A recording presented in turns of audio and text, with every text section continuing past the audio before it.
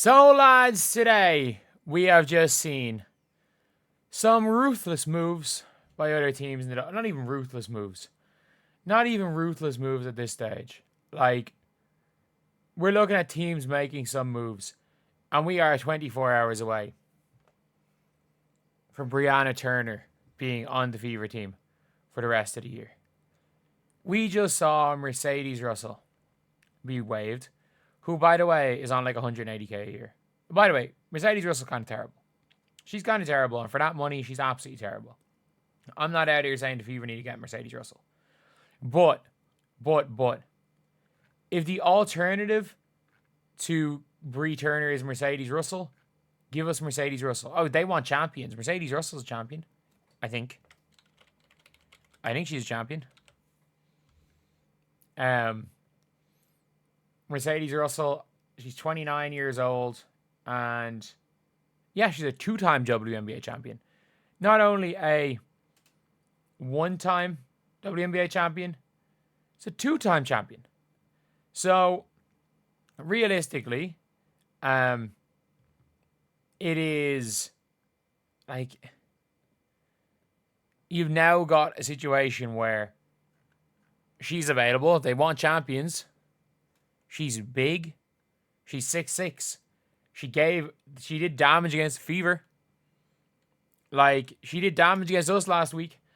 And again, I cannot stress this enough. I don't think Mercedes Russell's good.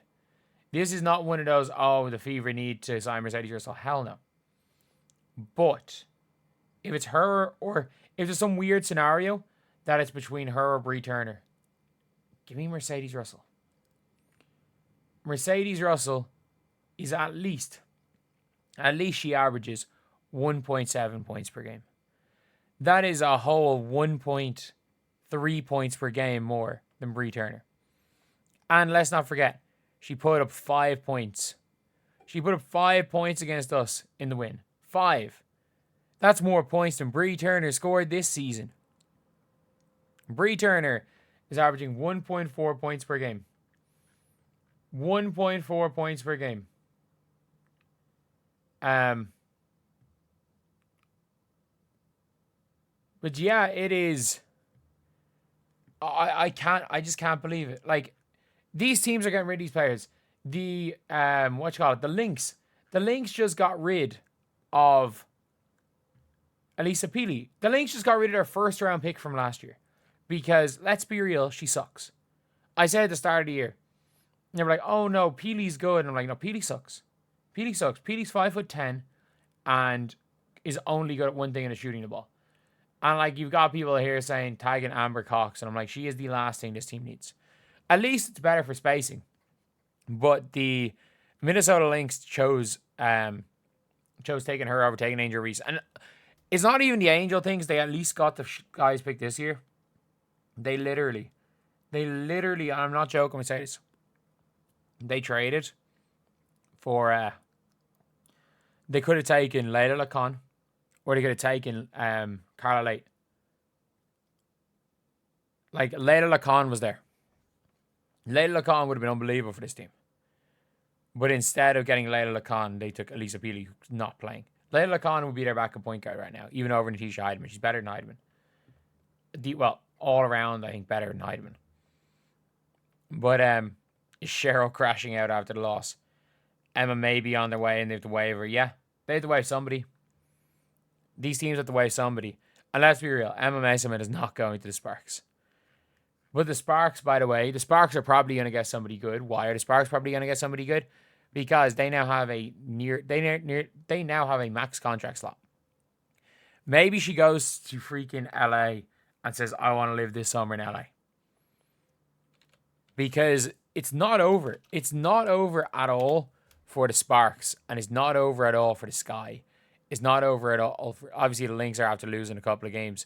They've lost their last game. They've lost 2 out of 3. If I'm not mistaken, if the Lynx lost 3 of their last 5 games. So the Lynx lost today. The Lynx lost to Phoenix. The Lynx beat Chicago. No, they've lost 3 of their last 7 games. Geez, the Commissioner's Cup is that long ago. They played a lot of games in July. But, yeah, so obviously they played 22 games. The Aces are one behind. The Valks, Mystics, and Indiana Fever all the same record. And yeah, it's an interesting one there, both with all three of these teams. But like to say, the Sky, who are only 3 games behind, can't scrape into that top 8. Like they're only 4 games behind the Sparks. Like if the Sparks get MMS on, there's a very good chance they could get into the top 8. I don't think they will. Like I don't think that they will manage to do that. Honestly, I don't think that's something that's gonna happen. I don't think that that's something that's gonna happen. But at the end of the day, maybe, just maybe like they go and pull that off. But at the end of the day, look, there are teams that are willing to make ruthless decisions. There are teams willing to cut players, and the Indiana Fever are just sitting on their hands because I don't know. Maybe they don't want to piss off. Maybe they don't want to piss off the vets. I don't care. Piss off all the vets. And that's the one thing when it comes to the Fever. Like, I don't care. Piss off every single vet in this league. We don't need vets. We don't need to win the championship next year. We don't need to win the championship by 2028. If Caitlin Clark comes, if this team goes back to back at some stage, if Caitlin Clark at any stage in her career wins 2 championships, her career has been a success. Let's be real.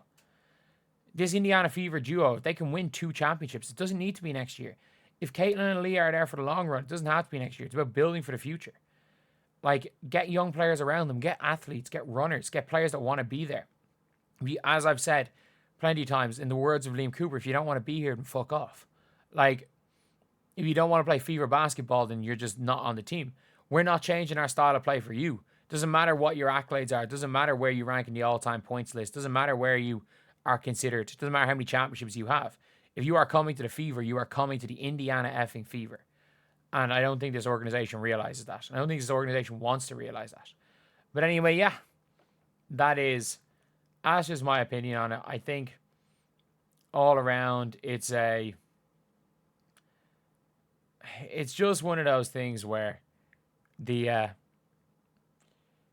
Sparks, even of all teams, the Sparks of all teams, the Sparks are willing to cut the dead weight, and the Fever won't. The Fever won't because they're just soft. As an organization, they are just absolutely soft. They're spineless, and let's be real, they want to keep the vets because they think the Fever brand is what's going to keep up, and they think getting these vets is going to help the Fever brand because they're well-known names amongst the 17 WNBA fans in the past. But anyway, yeah, that's the video. See you guys.